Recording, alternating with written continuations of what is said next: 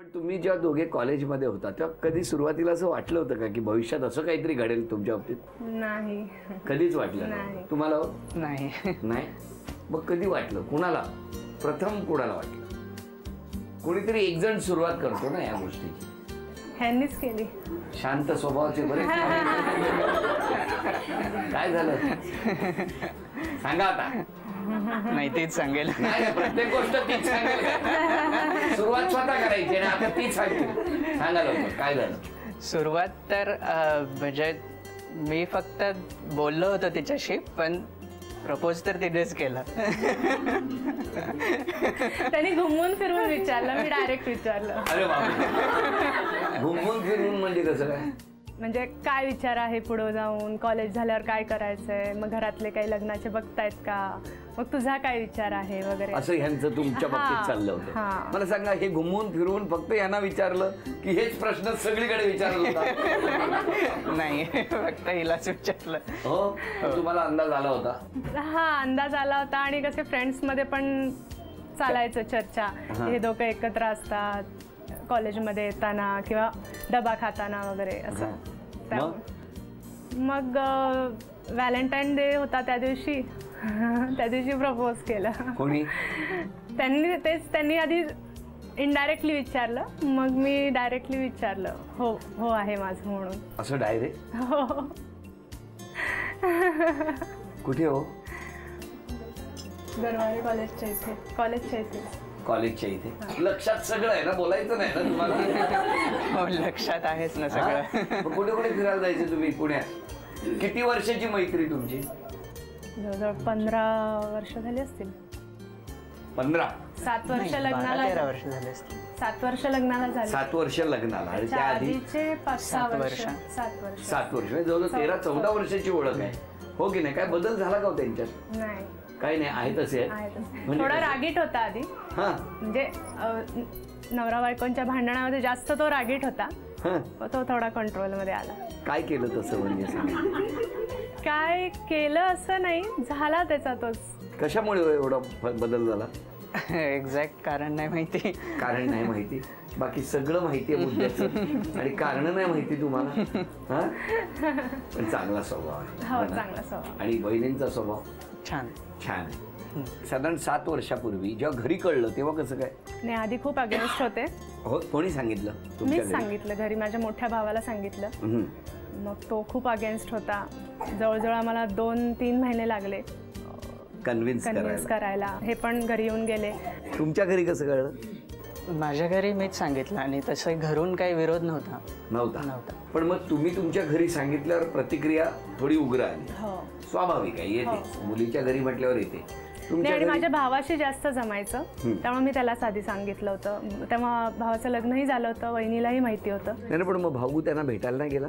त्याला पण थोडा वेळ लागला, एक 10-15 दिवस लागले असतील. मग मी म्हटलं की भेटून तरी बघ, चांगला आहे, जॉब चांगला आहे, घरातले चांगले आहेत.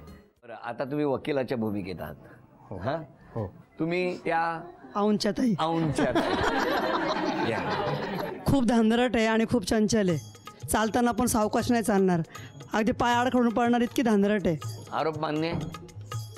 मान्य आहे. काय मान्य आहे? अरे वकिलात तुम्ही यांची बाजू घ्यायची आज. मान्य आहे पण सुधारून घेता येईल ना पुढे. असा वकील ठेवला ना तर काळ्या पाण्याच्या शिक्षेवर जायचं. जावया आळ्या फाट्याला आल्यानंतर थांबत नाही. काय तुमचं काय म्हणणं आहे सांगा, तुम्ही कशी बाजू घ्या?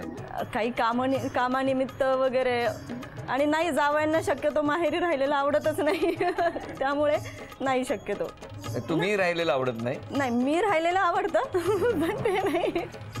अजून कोण म्हणणार? सगळे चांगले आहेत, मुलं चांगली, सुना चांगल्या. मग काही तक्रार नाही?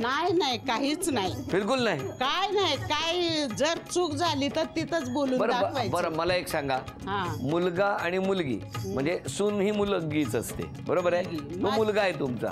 उद्या यांच्या दोघांपैकी एकाची बाजू घ्यायची वेळ आली, एकाचीच, तुम्ही कोणाची बाजू घ्याल?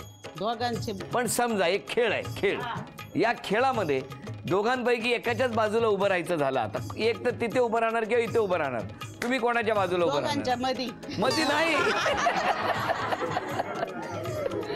ती अशी माहेरी आली ना की राहत नाही, मला खूप काम आहे, मला तिकडे जायचंय, 2 दिवस 1 दिवस सुद्धा मुक्कामाला येणार नाही लवकर. काय हो, काय बोला आता? ते सुरुवातीचं उत्तर आहे, चंचल स्वभाव, चंचल स्वभाव, जास्त धांदरट. हा, आणि तर ह्या शांततेत एका ठिकाणी थांबायचं नाही की एक काम दुसरं असं वाटतं की आपण जास्तीत जास्त काम करत राहू. अच्छा, म्हणजे सासरी असलं की वाटतं माहेरी जावं, माहेरी गेलं की वाटतं सासरी जावं. माहेरी काय अडचण होईल का काय, की नको खोळंबवायला, पाहुणे येतील, कुठं काय होईल, मग तिकडनं इकडं असं तिचं चालू असतं सारखं. इकडं धडलं तिकडं नाही लक्ष. आम्ही सांगत असतो तिकडे गेल्यानंतर 8 दिवस आरामात राहा, तर तुम्हाला पाहिजे असतात सुखाचे 8 दिवस. अजून कोणी काही बोलणार आहे का पटकन? अभ्यास करताना आहे ना ते म्हणते अभ्यासाला बस, आणि आहे ना अभ्यास घेतच नाही. आत्याला फोन लावती अमेरिकेत, 2-3 तास बोलत बसते. एक लक्षात घ्या, सगळ्यांनी मिळून सगळ्या मनातल्या भावना एकट्या मुलाला बोलायला लावल्या, स्वतः चांगले राहिले. बरं, आता यानंतरच्या पुढच्या टप्प्यावर तुमची थोडीशी धावपळ होणार हो, आहे. चालेल. ही धावपळ अशी आहे की मी एक अक्षर देणार, त्या अक्षरावरून वस्तू घेऊन यायच्या. एका वेळेला एकच वस्तू आणायची आणि वेळ आहे 2 मिनिटाची. बघूया किती वस्तू आणणार. अक्षर आहे र.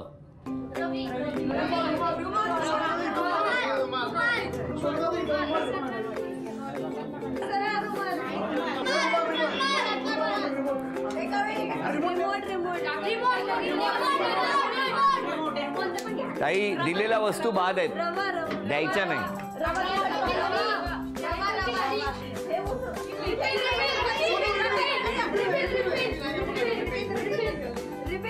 $45. तुम्ही दिल्या की बाद वस्तू. 40 सेकंद राहिली. 40.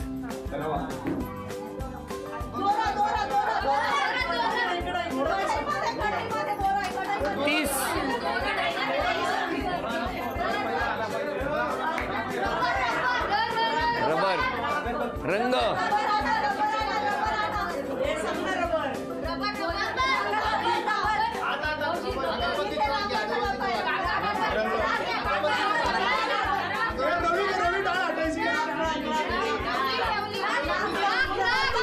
दहा, 9, 8, 7, 6, 5, 4, 3. वेळ संपली.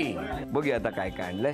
रवी, 1, रंग, 2, रुमाल, 3, रिफिल, 4, रिमोट, 5, रिंग, 6, रवा, 7 वस्तू. 2 बक्षिसं मिळाली. अभिनंदन. झी मराठीकडून ही भेट आहे. अभिनंदन. बघूया आता कोण जिंकणार पैठणी. कान्हा वाजवी तो बासरी, यमुनेच्या तीरी. योगेश रावांचं नाव घेते. आदेश बांदेकर आले आमच्या घरी. हिरव्यागार हिरवळीवर दौबीतूनची जाळी. भालचंद्र रावांचे नाव घेते होम मिनिस्टरच्या वेळी. आता या ठिकाणी कोण पैठणी जिंकणार ते आपण बघणार आहोत. एक चिठ्ठी या ठिकाणी जाहीर करतो. बघूया कोणाचं नाव येणार. नाव आहे अश्विनी सपकाळ. नाव सांगा. अश्विनी योगेश सपकड. कुठं राहता?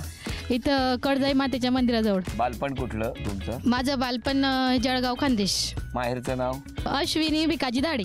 शिकवते. 1 वर्ष जॉब पण केला, पण नंतर आईंची जरा तब्येत बरी नव्हती, त्यामुळे मग घरीच थांबले. आता घरच्यांना शिकवा. नाही. तुम्ही काय काय? मी नाव विचारलं आणि शिक्षण काय झालंय हे विचार.